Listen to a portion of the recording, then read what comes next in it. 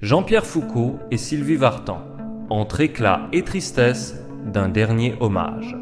La soirée du 14 décembre dernier marquait bien plus qu'une simple cérémonie de Miss France 2025.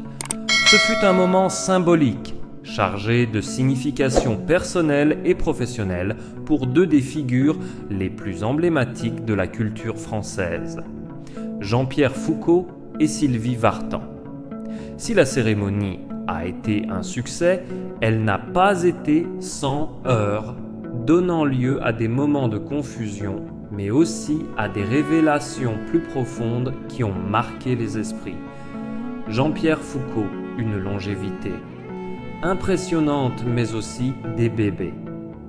Accroché, à 77 ans, Jean-Pierre Foucault n'est pas seulement un animateur de télévision, il est une institution à lui seul. Depuis plus de 30 ans, il incarne Miss France. Cette soirée glamour qui célèbre la beauté, l'élégance et la culture française. Mais ce soir-là, il a montré qu'il était plus qu'un simple maître de cérémonie. Son entrée sur scène, habillé d'un costume étincelant, a surpris.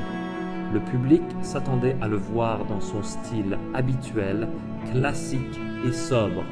Mais c'est un Jean-Pierre Foucault plus audacieux et lumineux qui s'est présenté, suscitant à la fois émerveillement et perplexité. Cependant, ce qui a marqué encore plus cette soirée, ce n'était pas seulement son apparence, c'était l'erreur malencontreuse qu'il a faite en annonçant l'emplacement des concerts de Sylvie Vartan, qui ont fait l'objet de nombreuses discussions après l'émission. La confusion est venue lorsque Jean-Pierre a mentionné à tort le Palais des Congrès de Paris, alors que Sylvie se produira en réalité au Palais des Sports. L'animateur, sur le qui-vive et toujours dans son rôle, a immédiatement rectifié son erreur, mais cette petite mésaventure n'a pas manqué d'alimenter les commentaires sur les réseaux sociaux. Plutôt que de se laisser abattre, Jean-Pierre a choisi de rendre hommage à la carrière de Sylvie Vartan avec toute la tendresse et le respect qu'il lui porte. Il a aussi ajouté « Ce sont nos derniers concerts ensemble et je suis fier d'être ici pour célébrer cela ».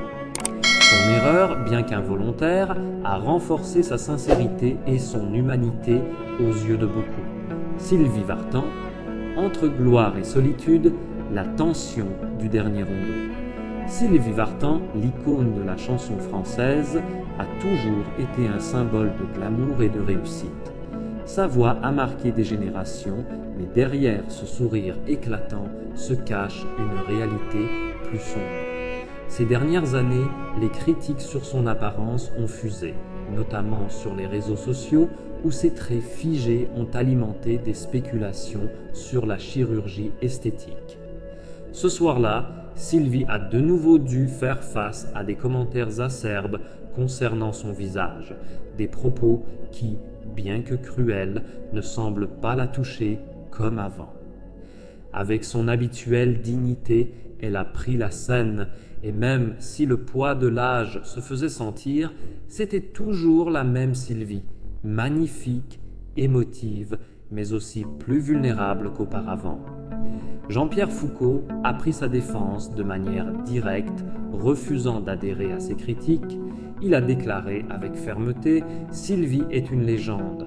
Son visage est celui d'une femme qui a vécu 1000 vies, mais plus que tout, c'est le reflet de son âme. » Sa solidarité avec Sylvie Vartan a renforcé leur complicité sur scène et ce soutien a été largement salué par leurs fans respectifs.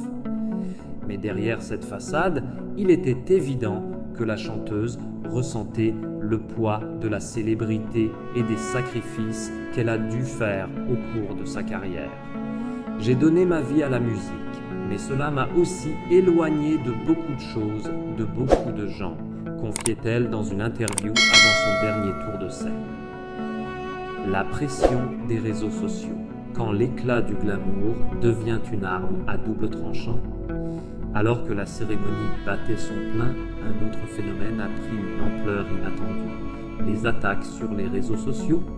De nombreux utilisateurs d'Internet ont jugé que l'apparence de Sylvie Vartan était le seul sujet à commenter, oubliant la beauté de sa carrière et l'héritage musical qu'elle laisse. Ce phénomène a pris de l'ampleur lorsque des internautes ont fait des comparaisons peu flatteuses entre son visage et des objets inanimés comme des phares de voiture ou des visages figés. Mais derrière ce déferlement de haine se cache aussi une réalité plus complexe, l'obsession de la perfection physique et la pression de l'image dans la société actuelle. Jean-Pierre Foucault, bien que n'étant pas directement affecté par ces critiques, a exprimé sa frustration de voir un tel détournement de l'attention. Sylvie est une artiste. Elle a la beauté de l'âme et l'intensité de la vie. Ses cicatrices, qu'elles soient physiques ou émotionnelles, témoignent de la force avec laquelle elle a traversé les épreuves. Cela doit être respecté, a-t-il déclaré dans une entrevue après la soirée L'adieu de Sylvie Vartan. Un dernier tour de scène.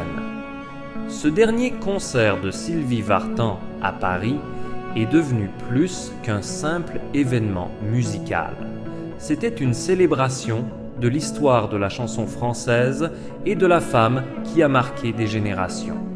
Jean-Pierre Foucault, fidèle à son rôle d'animateur, était là pour apporter un dernier hommage à la carrière de Sylvie, lui rendant hommage lors de l'événement et soulignant son impact incontestable dans le monde de la musique. Dans une interview émotive juste après la cérémonie de Miss France, Sylvie Vartan confia « La scène, la musique, tout cela m'a donné une vie que je ne pourrai jamais regretter. Mais parfois, la vie nous apprend à laisser partir ce que l'on chérit le plus. C'est peut-être le moment de prendre un peu de recul, de vivre pour moi, pour ce que j'aime. » Ces mots marquaient la fin d'une ère, celle d'une star qui n'a jamais cédé aux modes, mais qui a payé un lourd tribut à la célébrité. Jean-Pierre, quant à lui, continue de faire ce qu'il aime le plus, animer, partager et surtout honorer ce qu'il aime. Et même si la soirée a été entachée par des erreurs et des critiques, elle restera un moment de complicité et de respect mutuel entre deux des plus grandes figures du divertissement français.